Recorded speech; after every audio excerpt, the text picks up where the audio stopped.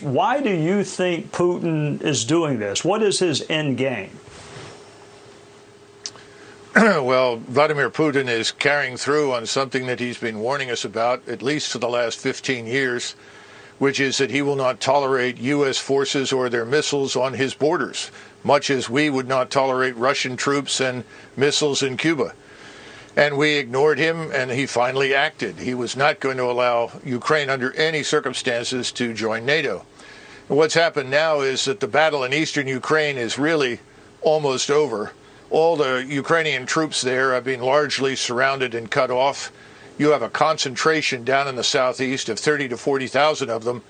And if they don't surrender within the next 24 hours, I suspect that the Russians will ultimately annihilate them. That's why Zelensky is meeting with Putin's representatives right now. The game is over. And he's going to have to negotiate the best deal he can get. And we've already told him, the President of the United States has, that if he opts for neutrality for Ukraine, we'll back him. And I think that Vladimir Putin will do that for Western Ukraine. That is the Ukraine beyond the Dnieper River. But behind it in the east, where he is now, I'm not sure what he has planned there, whether he forms another republic, annexes it into Russia, because historically it has been Russian. But the territory west of Ukraine is not. He knows that, and he's happy to live with that as a neutral state. I am not a military expert. I'm not even an expert on geography. But if he takes Ukraine and Ukraine abuts Poland, then he's going to have a NATO country abutting him. So if that's what he doesn't want, then isn't he going to just have to keep going until he runs out of NATO countries? I guess I should say it again. He has no interest in crossing the Dnieper and heading west to the Polish border. I think you're going to find from these negotiations he's quite willing to neutralize that territory on the Austrian or the Finnish model.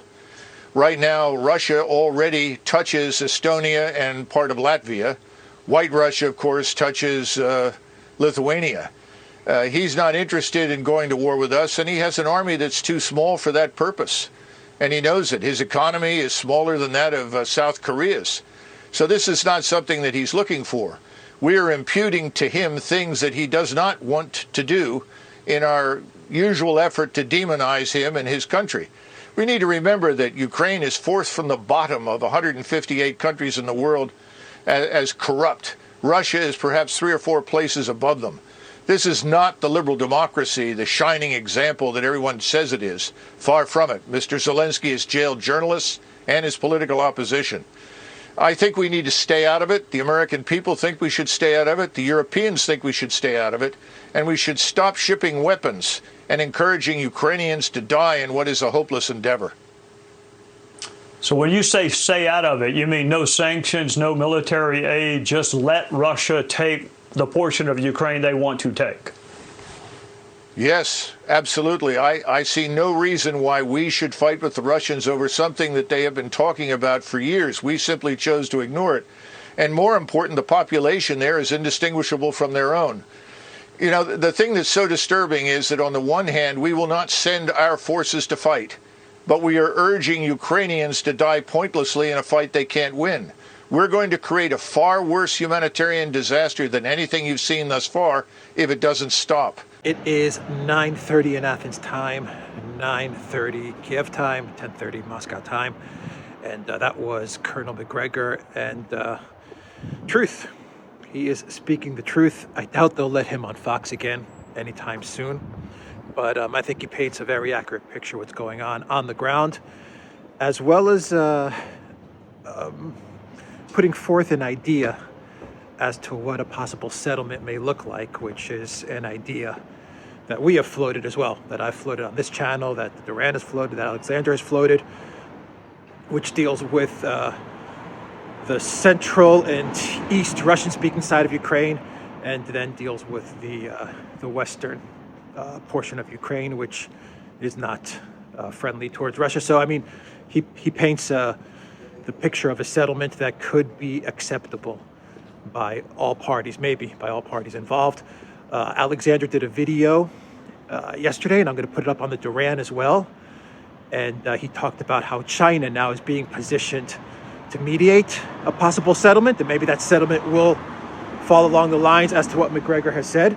We will see. But Alexander floats the idea, which is very, very interesting and very possible, that this has been the plan all along, which is to force Ukraine force them to the table, force them to agree to Minsk, move China into position to mediate, and you get your outcomes that you wanted. China definitely gets what it wants, and Russia gets what it wants, and well, the U.S. kind of got what it wants as well, in a way, to a certain extent. It got Russia out of Europe, and Europe gets screwed in the end. And maybe that is the plan. I don't know. We will have to wait and see. I can't. Let me go up this way, up the stairs here. We're going to have to wait and see. But let's talk a little bit about what's going on the ground. And I'm going to put a map up so everyone can see it. And this is a map from the Sakers website. But I just want to say that I've gone to like 8 different sources and different analysis of the situation on the ground. And whether they're Russian analysis or Ukraine Western analysis, whatever it is, this map seems to be an accurate map.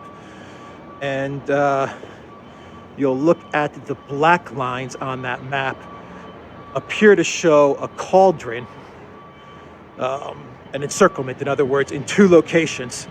The one location is the location that we've been talking about, which is the east of Ukraine, the Donbass, and the 60,000 plus or minus troops that are in that area that are about to be surrounded. I've heard reports that they're going to be surrounded within hours. I've heard within days. I don't know. There are reports that those troops are trying to retreat back west, but they're just getting picked off as they're retreating. Literally just picked off. And you're not going to be able to move any artillery or any heavy weaponry, anything. You're not going to be able to move it through that small little corridor that exists. And you can see it on the map. I'm leaving the map up for a little bit so everyone can look at it. And then you have what looks to be an even bigger encirclement if you go even more west. And this essentially cuts the country in 2. And from what I understand from a lot of sources which have so far been very reliable and very objective, they're not, caught up in this media hysteria. They're saying that the Russian forces are moving very, very fast north to south in order to create this even bigger cauldron, this even bigger encirclement. And that may be the end game. That may be the strategy there. I'm not, once again, this is not pro against. This is just the reality of how a lot of military analysts see things. Getting good maps is really hard, really, really hard. But I think this paints a good picture, and I wanted to pass it on to everybody so they can get an understanding, a fairly accurate understanding what's going on. Day 6, 7 of the conflict. And the final thing I want to say is that, and by the way, and what's going on in Kharkiv and Kiev is worth following, and we need to see what's going on. But the main thing that we need to be watching are those 2 cauldrons. Kharkiv will be in Russian hands soon. It's they're, like I said, they're mopping it up, but and you got urban warfare and things are going on there, but pretty soon it'll be captured. Mariupol, from what I understand from a lot of reliable sources, is also encircled. It's going to be a difficult city because you have a lot of Azov guys there, but that'll be, from what I understand, that's under control. That's what the news that I'm getting, once again, from a lot of different sources, both for and against, but objective. And Kiev, we are kind of in a wait and see. There were the attacks on that communications tower, but from what I understand, nothing yet has taken place. I think they're waiting the Russian government before they do something in Kiev.